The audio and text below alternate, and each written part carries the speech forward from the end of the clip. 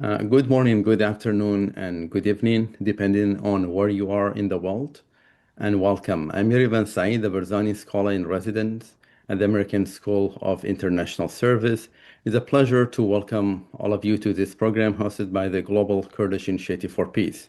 We are very grateful to be joined by two distinguished speakers, Dr. Dilawar Aladin, the founding president of the Middle East Research Institute, a policy research institute based in Erbil in the Kurdistan region of Iraq.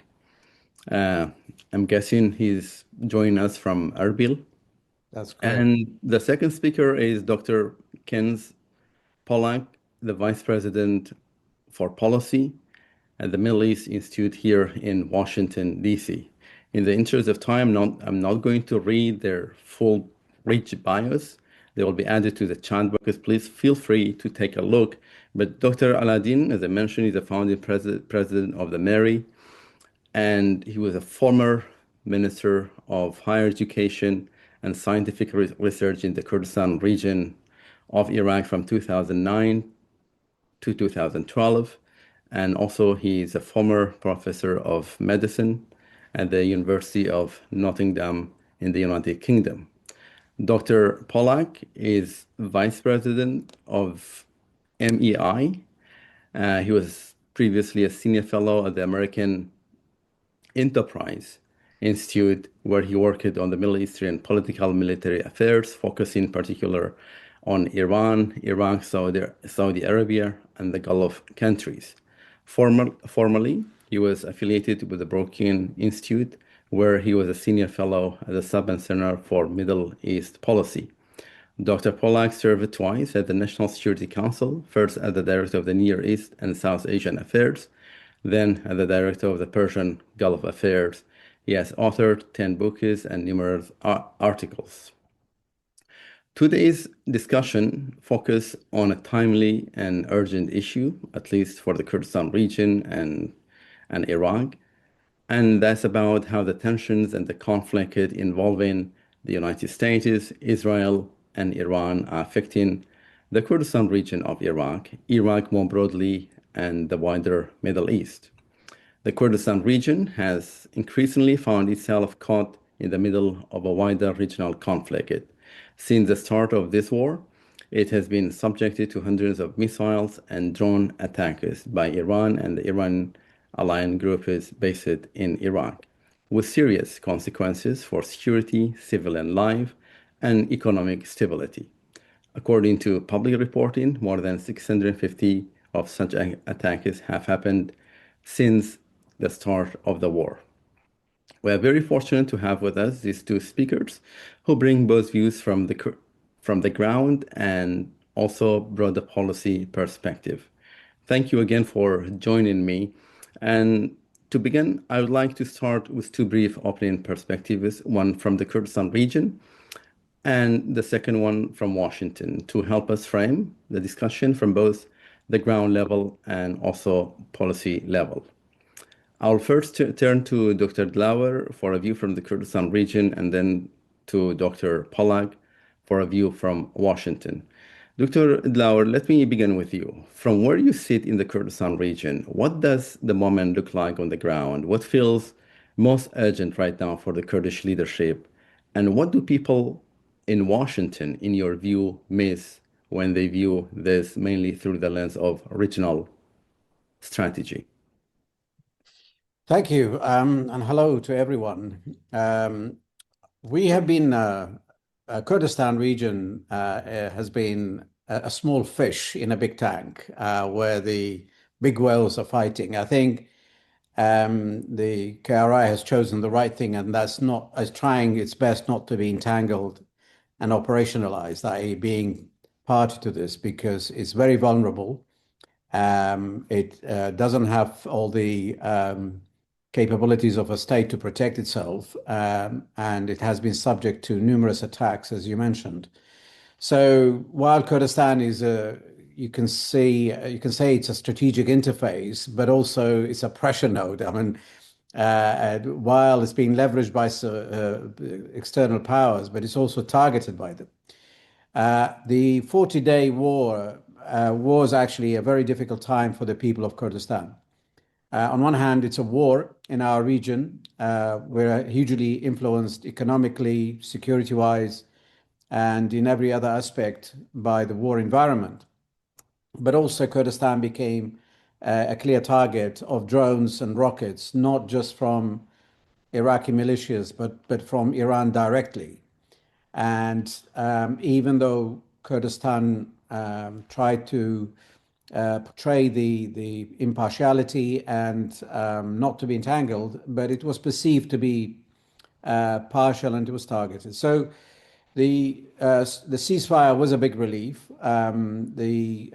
Clearly the environment is now much better a few days later. And the mood of the people and the mindset is now changing towards the day-to-day affairs and the challenges they normally face. Um, as far as the United States is concerned, I think on the Iran war and the nuclear issues, these are global issues and they leave that to the superpowers.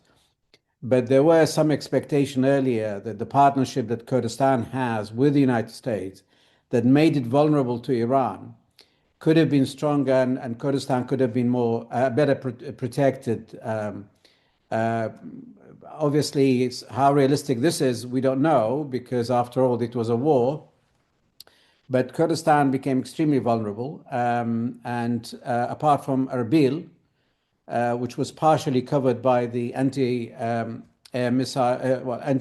or anti-drones that protected the American bases, American diplomats. It also protected part of Erbil, not the entire province, but the city, and the rest of Kurdistan remained vulnerable.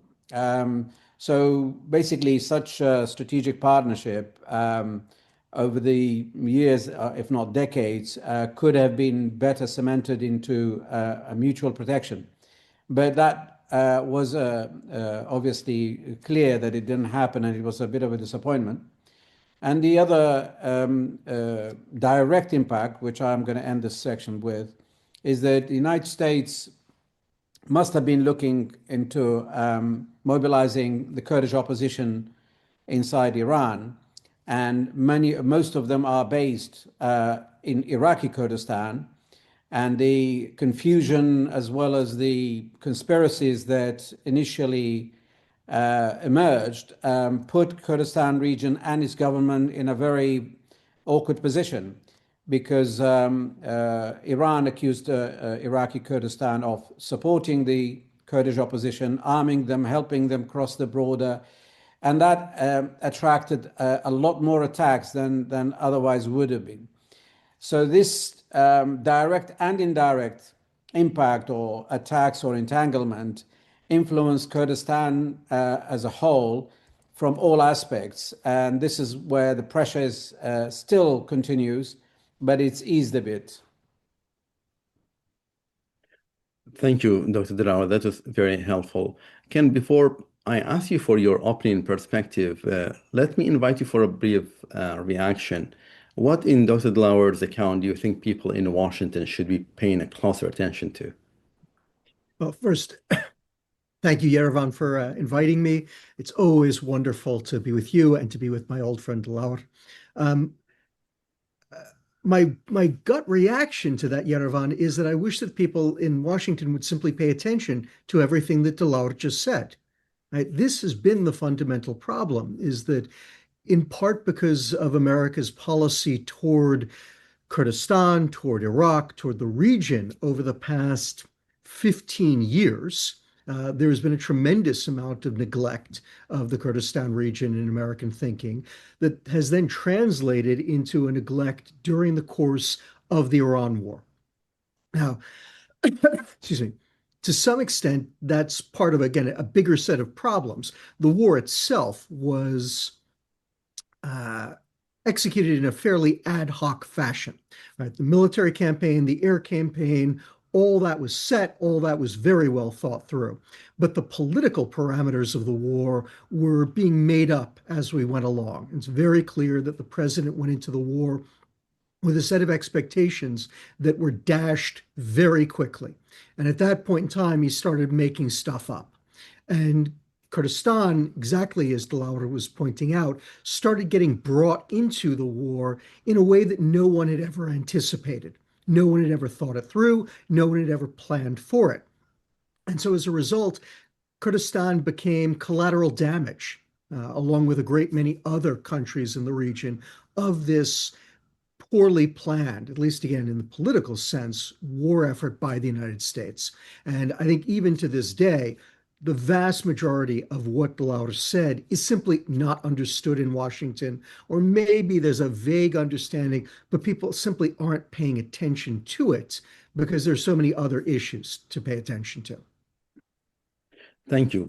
You talked about, understanding the issue or the crisis. So from Washington, how this crisis, in your view, is being understood, and where does the Kurdistan region really fit into the broader U.S., Iran, Israel, Iraq picture?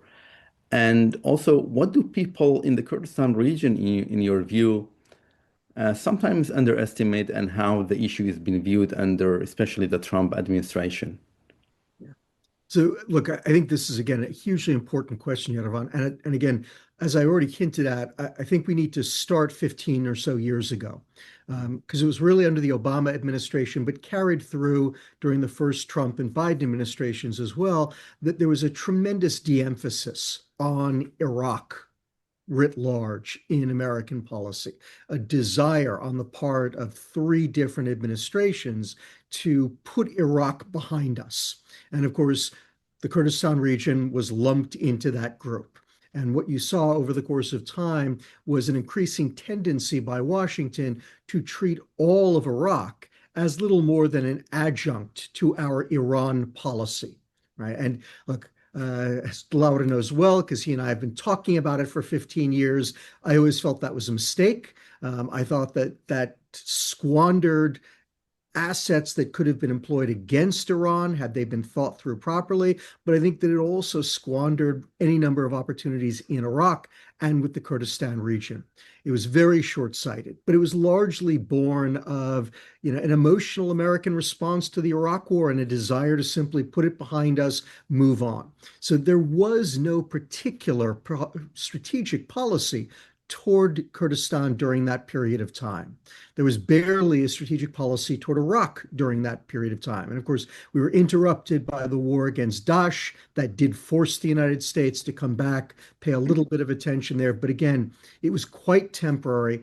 And what was striking about it was that, in quintessential American fashion, we placed tremendous emphasis on the military aspects of that war and almost none on the political aspects, even as we constantly intoned that there was no military solution to the war, there could only be a political solution. We nonetheless completely neglected the politics. And again, that's been our approach ever since.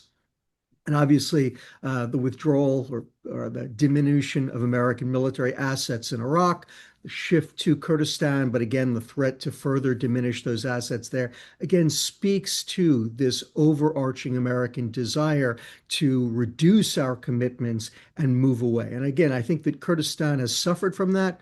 I will also say again that the United States missed any number of opportunities because of that. And again, that then takes you into this war where the United States gets into it without thinking through the impact that it could have on, quite frankly, any of our allies in the region. Right? Now, as Laura also pointed out, though, the one advantage most of America's allies in the region had was capable ballistic missile and air defenses. All of the Gulf states and Israel had very extensive air and ballistic missile defenses. And as a result, they've all done quite well, honestly, in terms of dealing with the Iranian retaliation against them. Kurdistan was the outlier, right? The one important American ally that remained outside this wider American umbrella. And again, they've paid for it. And I'll be honest with you, I've been struck by the fact that the United States has done so little even to deal with drones coming from Iran, which are something that the US could deal with without having to divert Patriot or THAAD batteries. And so this is where we are once again. The United States is now trying to negotiate an end to the war, and Kurdistan is little but an afterthought. And I think that that is bad for Kurdistan. And I will also say that I think that strategically it is yet another missed opportunity for the United States in the Middle East.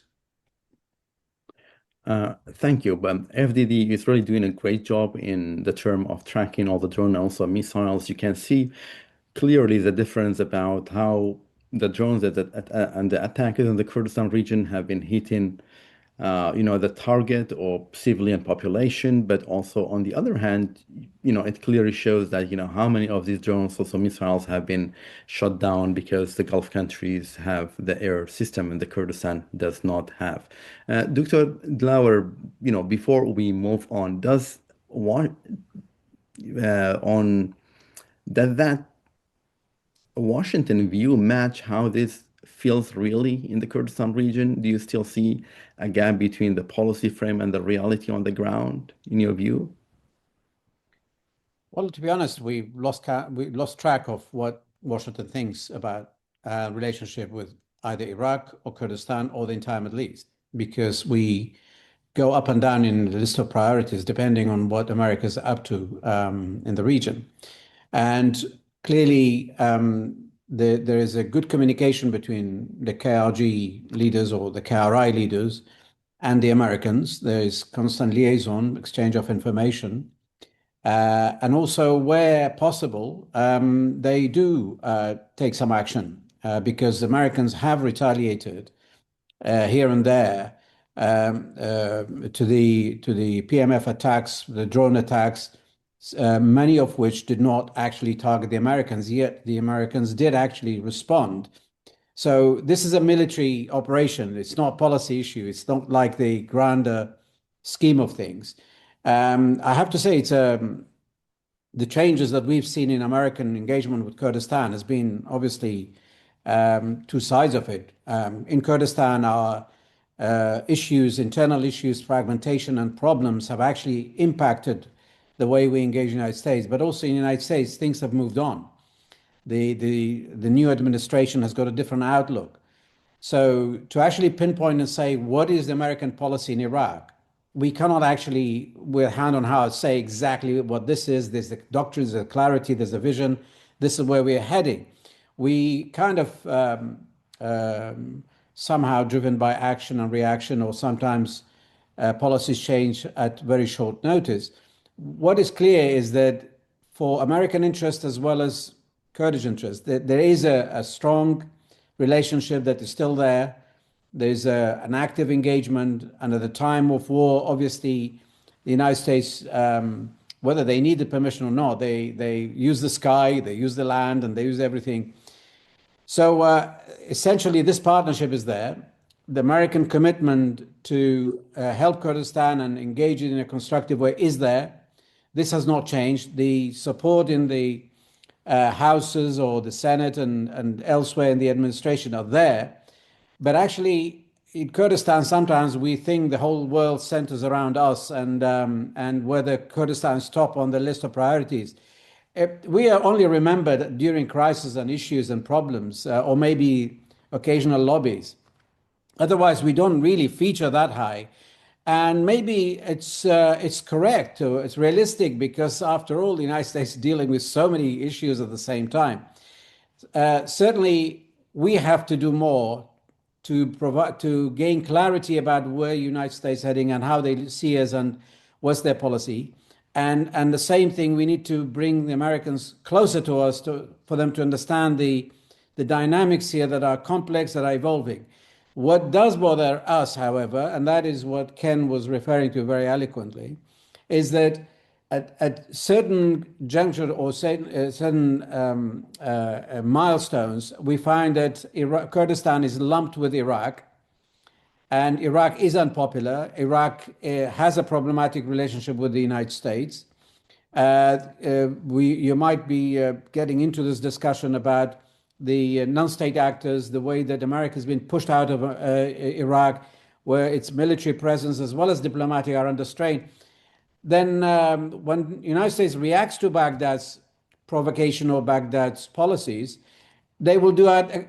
Their actions actually cover the whole of Iraq. So if one day they decide to withdraw from Iraq, they would not do anything illegal and stay in Kurdistan no matter what Baghdad thinks. When they decide to come in, come out, engage, disengage with Iraq, you can feel it in Kurdistan. Their disengagement is palpable here. It could be diluted initially, but then it could be gone. So essentially, maybe it's up to us to gain clarity, lobby for that type of clarity, and try to understand where the United States is going. And we look at the big picture and design our own relationship based on that, i.e., thinking globally, acting locally. But conversely, we have to have the initiative to lobby for Kurdistan better in the United States. Thank you, Dr. Dlauer. Uh, Dr. Ken, as you know, this administration is completely, untraditional.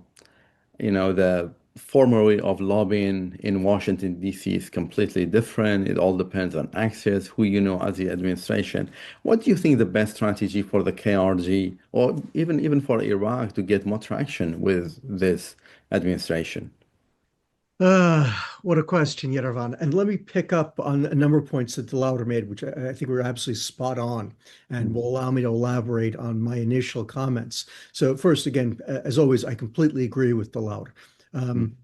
At a certain level, there is still tremendous American support for and interaction with Kurdistan.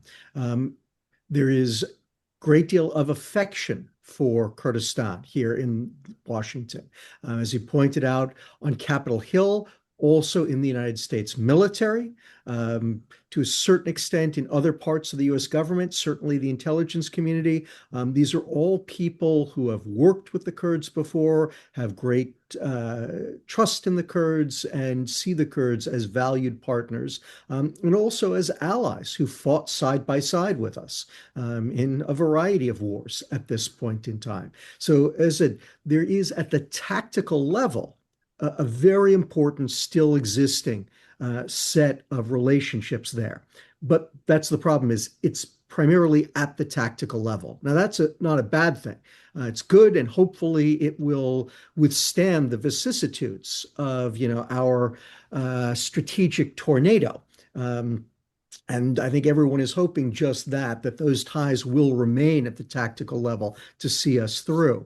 But, inherent in the points that both Dlauer made and the question that you're asking is this question of how you deal with the term we like to use now is this very personalist administration, right? Highly centered around the president himself, who has a relatively short attention span, who moves from issue to issue, and who is, well, first, has not set up a political structure that can navigate without him and without his impulses in the moment. It's really designed to simply focus on whatever it is that he's interested in the moment and enable him to do at that time. But there isn't that larger structure that can attend to all of America's other interests and relationships without his particular focus on it. That's where we are really suffering. And, I will answer your question the same way that I've spoken to any number of other leaders of American allies across the region, things that they've come to themselves, which is that, unfortunately, with this administration, you have to plan in a vacuum. You have to plan without the strategic interest of the United States of America, because the strategic interest is defined by the president at any moment in time when he suddenly focuses on something. And when he doesn't focus on something, it is simply lacking.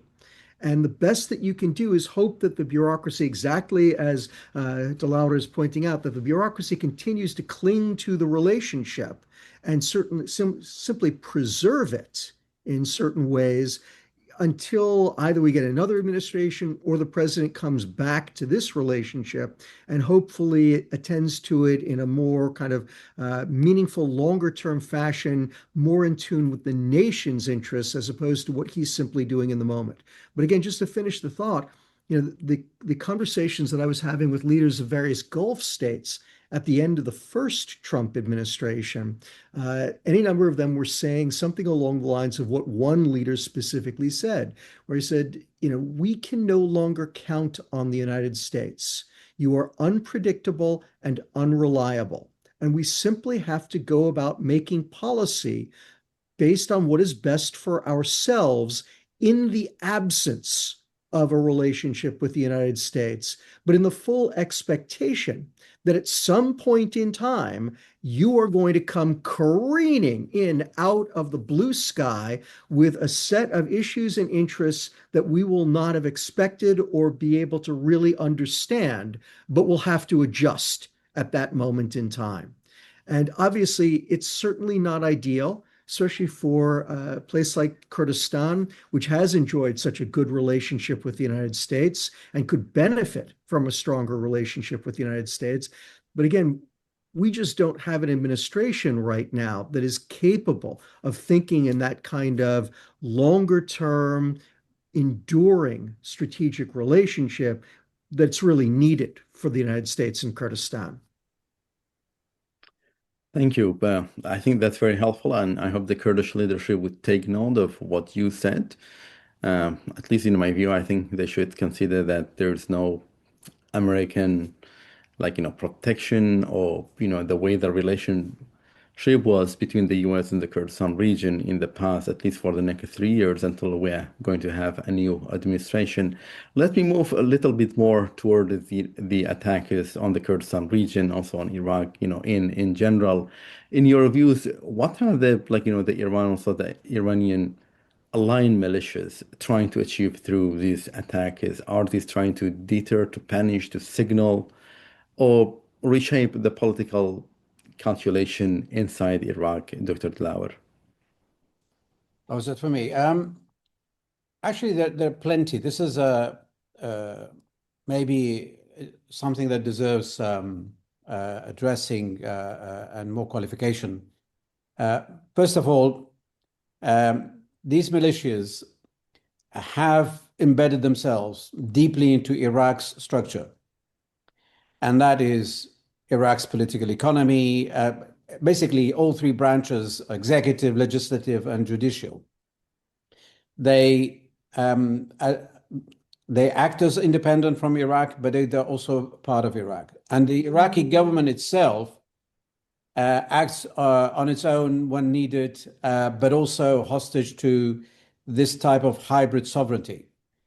So when you look at that, then you realize that even when it comes to external policy, including foreign policy, the PMF have a mind of their own. And they ultimately, their loyalty, their allegiance goes to the Walayat Faqih, and that is Iran and the ultimate authority in Iran. So when you see that, then whatever they do, you have to ask yourself a question: what is it that Iran wants from mobilizing them against, say, the Kurds or the Kuwaitis or the Bahrainis? Basically, throughout the years, the PMF, whenever they attacked not just Kurdistan, but even the American bases, they used to get away with it and without triggering an all-out conflict with Iran or with anybody else. So they can create pressure, cause difficulties, prove their own value and their presence. They show that they are actors, but they know that their action will not ultimately trigger and escalate into an all full-out war. The Iranians are also using them to remind Baghdad and Erbil that they should be under enough pressure to not allow the Americans and others to take advantage of Iraq's zone and to essentially use the Baghdad and Erbil to put pressure on the West. Importantly, they remind the KRG as well as the Kurds in Iran that they are capable of at least attacking the smaller fish.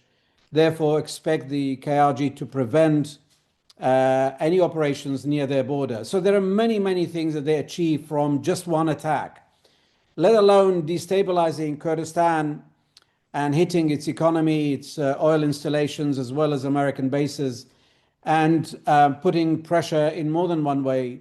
That is their cheapest and easiest way of squeezing the neighborhood using their proxies. So when we look at the PMF, on one hand, we see them having their own agency and deciding according to their own agenda, and that is reflected in the formation of government, the appointment of key leaders in the Iraq institution, the government, as well as their behavior towards Peshmerga, towards the disputed territories, and their own political economy. So that is on one hand, but at the time of war, they have to, all the gloves are off, they have to act according to the what they are designed for, and that is as part of the resistance led by Iran, and then they are committed, they are partial to defend that ultimate cause that they have. So here, when you face the PMF, on one hand, you're facing the entire Iraqi establishment, Iraqi government, Iraqi state that they have overwhelmed. At the same time, you're facing the Iranian establishment plus the universe of the Islamic resistance that they have created. So for a small entity like Kurdistan that is so vulnerable to anything coming from the rest of Iraq or from Iran, while exposed and not protected, this is an extremely stressful and traumatic challenge that Kurdistan has to face. And the PMF, it's easier to talk about constraining them, confronting them, or reintegrating them, or doing anything about them to regain sovereignty to the Iraqi state. It's far too complex. It's not a military issue. It's not a security issue. It's a far deeper political issue. And Iraq has gone down the line of this kind of, as I mentioned, hybrid sovereignty. It's too late to bring Iraq back, especially if you want that done quickly. And it's certainly not going to be done by a decision or a government or the previous government or the next government. After all, even the next government, as the previous one, would be a product, an output of the coordination framework that is itself a pro-Iranian Hashid-led Shia establishment. So even when you're pressing an Iraqi government to confront them, to limit them, constrain them, and control them, you're talking to the Hashid itself and the Iran itself. So we are in a situation where we need the American and the international coalition and allies and partners to understand the dynamics in such depth. They need to actually approach it in the right way. I'm happy to indulge more, but I'll stop here. Thank you, and Dr. Zlauer, and for being so candid about, the nature of the PMF within the Iraqi state. I completely agree with you. Like, if you want to confront them, you have to confront the whole Iraqi government or state, and that will put anyone at a very, very difficult position. Dr. Pollack, if this is the dilemma, what would be some potential solution, for example, for Washington to deal with this dilemma?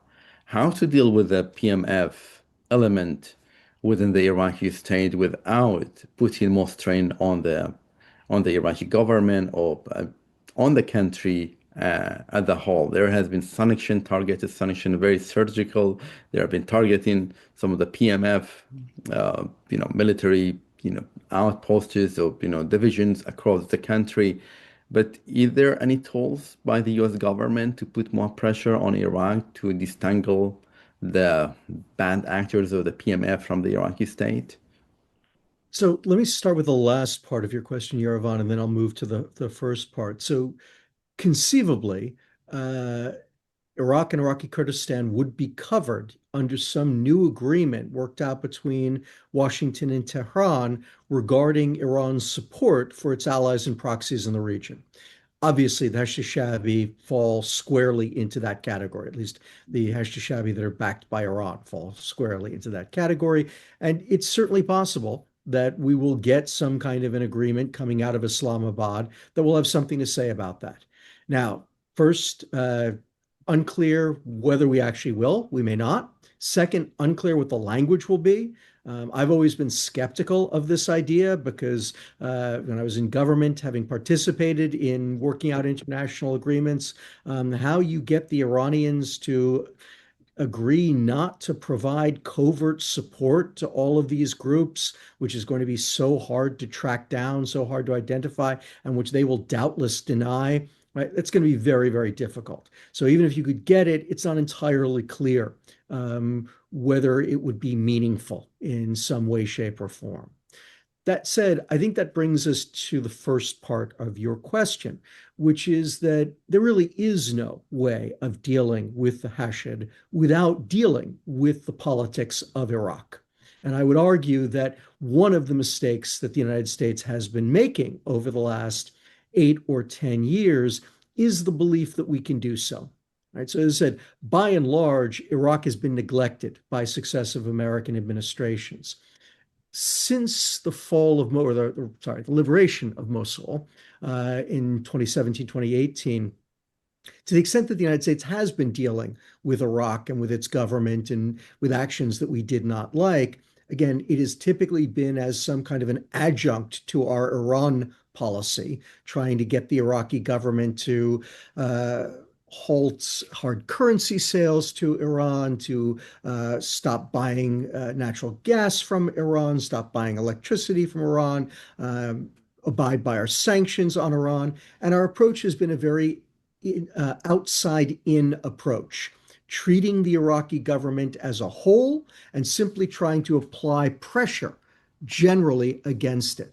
And ultimately, it has failed, right? It's not that it's been a complete failure. We've certainly got some movement in some places, but it never accomplished what successive administrations hoped that it would.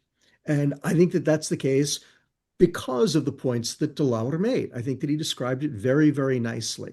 This American notion that you could get the good parts of the Iraqi government, the parts that we happen to like, to act against the parts of the Iraqi government that we didn't like, is just a fool's errand, right? It doesn't work that way, exactly as Delaware described it. They're too interwoven, and the people we might look at and say, that's a potential American ally, or that is an American ally, they're simply not in a position to push back on Iran's allies in the Iraqi government, which is why my feeling, to really answer the first part of your question, has always been that the United States will have to engage with the Iraqi government, not from the outside in, but from the inside out, right? And that is going to mean additional American support to Iraq, directed at those entities who we think are willing to support us, conditioned on very specific events and behaviors in Iraq, designed to enable those who want to move Iraq in the direction that we would like to see Iraq move, who I would say, I believe, reflect still the majority of Iraqis, probably the majority of Iraq's government officials, although they are diminishing over time as the bad continues to push out the good. But nonetheless, we saw both during the 2007 surge and again in 2014-15 when confronting Daesh, that whenever the United States has come in with a real effort and real resources, the internal Iraqi political situation can change very, very quickly. Right? Because there is a recognition that the United States is much stronger than Iran. And when we are willing to invest in Iraqi politics, we can get real traction there. But this has been the problem, is that degree of American involvement in Iraqi politics has been episodic. And right now, there simply is no stomach for it. And it's less about resources. I mean, the truth of the matter is that the extent of the resources required would actually be rather minor, especially when you compare it to what the United States is currently doing against Iran. I mean, then it's infinitesimal. But it's simply about the psychological hangover of the Iraq war and this psychological American determination to forget about Iraq. That's what makes it so difficult politically for people like myself and many of the other folks that, again, DeLauder was talking about beforehand, in the US military, in the US Congress, elsewhere in Washington, all of whom recognize the value of Iraqi Kurdistan. We get very little traction in making this argument simply because the sense is that the American people and the rest of the US government just want to put Iraq behind us. But again, it's absolutely doable. It would not require that much more resources, but it would absolutely require more time, energy, and resources than the US has been willing to invest in Iraq, at least since 2018. Thank you, Bam. I think you made a very good point regarding some sort of, protection to be included in Islamabad, deal if there will be any deal for the Kurdistan region, also for Iraq as well, to be protected from the militia group, and so from Iran. Iran did very well, and we saw how it was willing to protect it, Hezbollah or Lebanon. It, emphasized that the ceasefire needs to be inclusive, and that should include the Israelis to stop attacking Lebanon, and that led to some sort of ceasefire that we are in the first day of that.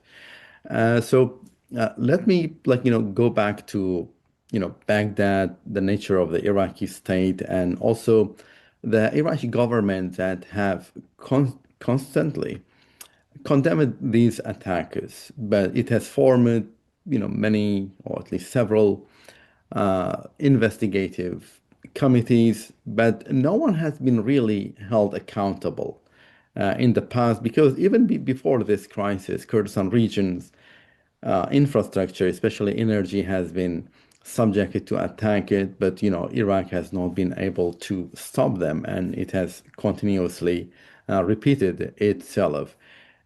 Dr. DeLauder, is this mainly a problem of state weakness, lack of political will, or we have to just resign to the fact that this will be just the nature of the Iraqi state and not much can be done about it? We have to just, deal with it and try to mitigate, the risks and the dangers that are coming from south of the Kurdistan region into Erbil, Suleimania, and also other parts of the Kurdistan. Right. Well, Iraq not only did not control or fail to control the PMF and prevent the attacks, they even failed to condemn it. The closest they got into condemning attacks on Kurdistan was a statement by the coordination framework, where they implicitly, and that's the prime minister included, that's the government included, they implicitly blamed America for mixing the cards and attacking, or somebody somewhere, not necessarily America, attacking with the house of the president, for example, in order to provoke reactions. So you will not find a statement where they condemn the Iranian attack on Kurdistan, even when civilians died and the economic infrastructure was targeted. They have not condemned even the PMF, where they can, if they want to, because after all, the Fasailes are considered to be outlaws anyway, even by Iraqi dictionary.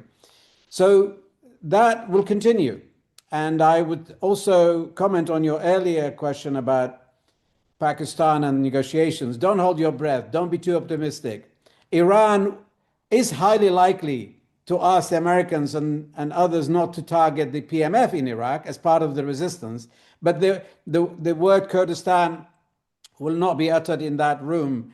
And I would be extremely surprised, pleasantly surprised, if the Americans mentioned Kurdistan as a way of being protected and where drones can stop targeting us. So basically, when it comes to the PMF, I think that the crunch of it, we mentioned in the previous discussion that forget about isolating PMF and treating it separately and trying to prevent it. The problem we also have internally, we have issues. And internally, we are not united. We are not fully functional. Our security is inherently weakened by divisions. So we are not in a position to defend ourselves better and fund our own defense infrastructure and get the so we have inherent problems that made us easier targets, made us struggle more to do things ourselves.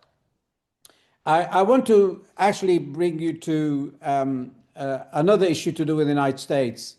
We should be the ones lobbying in the United States to get American attention to do more. Imagine at the moment, we don't have an Iraqi ambassador in Baghdad, okay? And the diplomats, whether in Erbil or Baghdad, are less visible than ever before. I know during the war is understandable, but actually before that and maybe after that, we have an American ambassador to Turkey having playing the role of viceroy, having an expanded empire that includes the complicated Iraq. So imagine Iraq's file being squeezed into somewhere in Turkey, covered by a very busy ambassador who also covers Lebanon, Syria, and elsewhere. Is this a reflection of how important Iraq is in America? Is this a reflection of how easy or difficult it is to deal with the nitty-gritties of Iraq's dynamics and designing policy for it? I think we should be also urging colleagues at the State Department who really understand us, who really know what Iraq's about, who really can design policy for the United States about us. They do not seem to have the ultimate say anyway. We need to convince America to pay more attention to Iraq and help it design a policy that actually deals with Iraq the way it is, not the way it should be. So coming to the relationship, its complexity, you need to divide it or break it down to state non-state relationship in Baghdad, Baghdad-Erbil relationship. Obviously, within Erbil, we have Erbil and Suleimaniya relationship. We have to also be honest about that. But there's also American-Iraqi relationship. All these are interconnected, but we need to break it down to say, where are we and what are we dealing with? Who are the good guys? Who are the bad guys? And it is an opportunity. The war finished. Iraq was actually a proxy backyard or was involved in this. The tension inside Iraq is still on. The United States is still in conflict with the PMF. Kurdistan is still in conflict with the PMF. PMF is still provoking and attacking even in the last few days when there should be a ceasefire. What does that make you think? It makes you think that once Iran is dealt with and there's a ceasefire or an agreement, it will be Iraq's turn to enter a conflict. The United States may find itself provoked enough to actually tackle the PMF head on and go after their leaders and their infrastructure and neutralize them forever. And that means destroying Iraq's entire military infrastructure. So the risks are very, very high.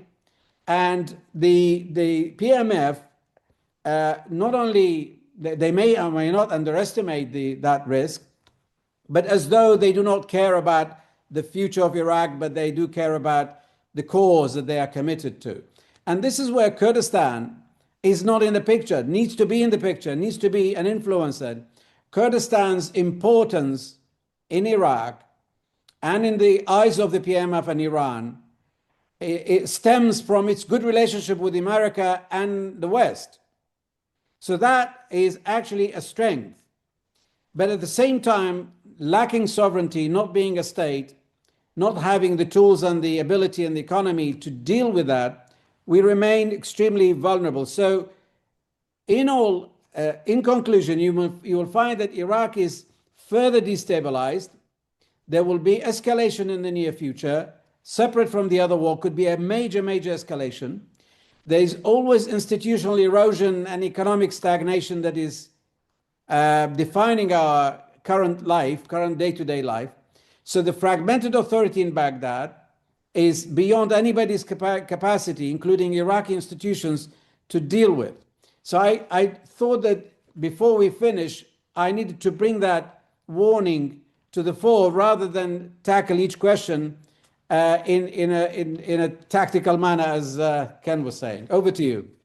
Thank you, Dr. Dauer. It was very, very comprehensive. But also, I agree with you completely. Like, the current ambassador to Turkey has formed some sort of a, you know, mini empire for himself, and his control monopolizes the U.S. diplomacy across the region. And also, I must say that he's a fan of the No, no, Ottoman but wait Empire. a minute. Probably he's I'm not, exercising that. wait a minute. I'm not criticizing him. I'm saying to America, Iraq and Kurdistan are too important to be left without an ambassador and without people who understand us for too long. Absolutely. I agree with you. I think, there should be an ambassador in Baghdad in order to help, execute the U.S. foreign policy and also, get, protect the U.S. interests, also Iraqi interests for everyone. So, Dr. Pollock, there is some sort of a tendency within this administration that finds, centralization as remedy for what is happening across the Middle East. How do you think that will really, uh, impact the region if we are to go back to, centralization? Because the root causes of what we are dealing with is really centralization. It's not federalism or devolution of power. Um, so it's a really interesting question, Yerevan, and I'm going to start with the centralization in the United States before I talk about the centralization in the region, because they go hand in hand. And they, again, it's allows me to pick up on the point that Laura and you were just talking about, which is, you know, this sounds bizarre, but the truth of the matter is that in current contemporary Washington, Tom Barak picking up Iraq is actually a positive. It's a sign of greater administration attention. The fact that you didn't have an ambassador in Iraq, of course, just lumped Iraq in with 70% of the countries in the world. And we briefly did have a special envoy who had no diplomatic experience, not clear exactly how much he understood Iraqi politics, certainly did not have the president's ear, right? That was very problematic for Iraq. And Tom Barak picking it up was a sign that the administration considered it at least important enough to be part of his portfolio, right? I mean, right now, the truth of the matter is that the United States really has only two diplomats working in the Middle East, maybe three. Tom Barak, Steve Witkoff, when he's not doing Ukraine, and now Jared Kushner, right? Those are this administration's diplomats. And so the fact that one of them now cares about Iraq, bizarrely, that is a positive, right? But again, it takes us back to this point that this is how this administration does things. It is to use a euphemism, it is suboptimal. There is no question about that. And I heartily agree with you and Delauer that this is not the right way to run things. But again, just as Delauer was urging us to treat the reality of Baghdad, so we have to treat the reality of Washington. Now, with that in mind, I'll come to what you were really asking, which was about this idea of centralization of the region. And again, it is part of the issue here with this administration, which is that the president likes to, again, he is a very personalist president, and he likes to treat international diplomacy as a series of one-on-one relationships. And, what we've seen from him is if he gets along with the other head of state, that country gets treated reasonably well. Right now, again, it's only reasonably well because the truth of the matter is that the president doesn't really care about the Middle East. Is really focused on what he wants. So nobody really gets showered with affection. You can ask Mr. Putin about that. You can ask Mohammed bin Salman about that. Mohammed bin Zayed, right? These are all leaders who believed they had a very close relationship with the president and expected that they would be treated very well, and in many ways have been treated better than lots of other leaders around the world, but nonetheless still haven't gotten exactly what they wanted from him, right? And in particular, obviously, Mohammed bin Salman, Mohammed bin Zayed, other regional leaders, I think they had a sense, again, this is certainly what I was hearing from not necessarily for them specifically, but from various people who advised them, that there was a sense of, okay, we understand Trump, we understand the mistakes that we made in his first term, and we're going to correct those in the second term. And it is all about that relationship with him. And we believe that if we can establish the kind of relationship that he will appreciate early on, then when we need something from him, he'll be there for us. And of course, they have been mostly disappointed in that during the course of this war, right? We should not forget the fact that the Gulf states all urged the United States not to attack Iran. They did not want this war. And of course, now that they are dragged into it, they are urging the United States to finish off the Iranian regime. And it doesn't seem like they're going to get that wish either. So again, we have to be very, very careful. This administration likes these centralized regimes. That's how the president likes to operate. Again, the fact, I began with that point about the centralization of US policy, because these two things work together. That's what he wants here in Washington. That's what he understands and is comfortable with abroad. And is there room for federalism in that agenda? I think that there is, but there's only room for federalism where the president has decided that whoever his counterpart would be, prime minister, president, whoever, is someone he dislikes, right? And under those circumstances, then yes, he's willing to go looking for someone else to work with him, right? Whoever that may be, mostly because he doesn't want to work with the person in charge. Venezuela is the most glaring example of that, where Maduro was beyond the pale for whatever reason. Right? This is a president who has tremendous respect for Putin, for Orban, for Erdogan. Right? Not entirely clear why Maduro was absolutely beyond the pale, but he became beyond the pale, and Trump goes looking for somebody else. I'm not an expert on Venezuela, but I am told by Latin Americanists that Delcy Rodriguez is not that much better, if at all, than Nicolas Maduro. But she does have the supreme virtue of not being Nicolas Maduro and being willing to work with Donald Trump. And so, if you had a situation where the president really felt that he just couldn't work with the new Iraqi prime minister, he might very well go looking for someone in Kurdistan who he felt he could work with. Although, again, whether that would actually be real federalism or just a shift from one person to another, hard to say. Thank you. Let's turn to our audience who have been very patient with us. They have questions. We have grouped, everything into two main questions. The first question appears to be for Dr. Dlauer. What's the biggest immediate risk to the Kurdistan stability today? Of a reliance on the US, escalation with Iran, or being used as a proxy background? And also, what should the Kurdish leadership do? If you kindly do that in 1 minute, it will be really appreciated. And also for Dr. Pollack, do you have any insights into why US forces withdraw from northeast of Syria? And also, should the US forces remain in the Kurdistan region? Because in September, they are going to end their mission per an agreement with the Iraqi government. Well, for me, there is no substitute to good relations, strong relations with the United States. There is no alternative. If anything, we need to invest more. We need to get the Americans more committed. We lobby better. But we can be more effective if we did our own homework at home. We should be better united, having stronger government, activating the parliament, forming new government. Legitimacy is important, even if the new administration in the United States does not care about that legitimacy. It is important for our inherent strength, for our economy, for our political unity, for our effectiveness in Baghdad, for our ability to engage Iran, Turkey, and everybody else. And there is also no substitute in managing relationship with Iran. Iran is important. We are not in any position to change anything in Iran.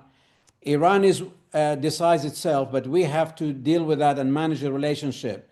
But we can find a way that neither Iran nor America, relationship with either would be at the expense of the other. They are not mutually exclusive.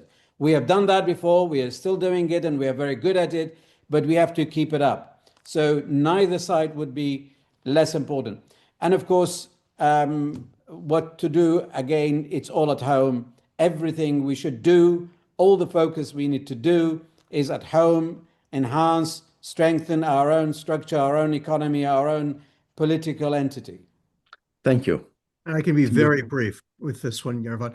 Why did the United States pull troops out of Syria? Two reasons. One, because President Trump has been trying to pull them out since the first day he came into office back in 2017, and because we now have a new government in Syria that wants them out and that the Trump administration believes that it can work with.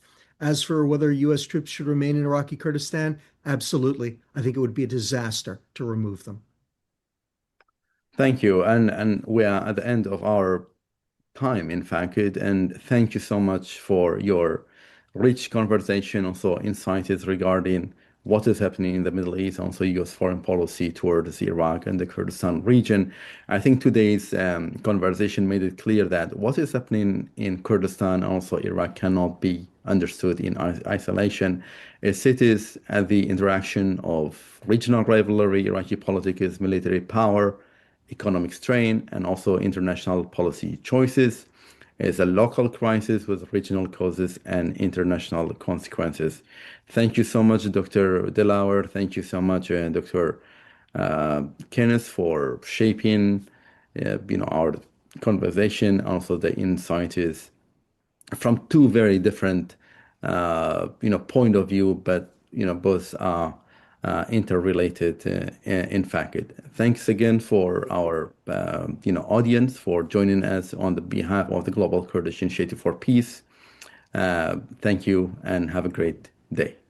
Thank you. Thank you. All the best. Thank you.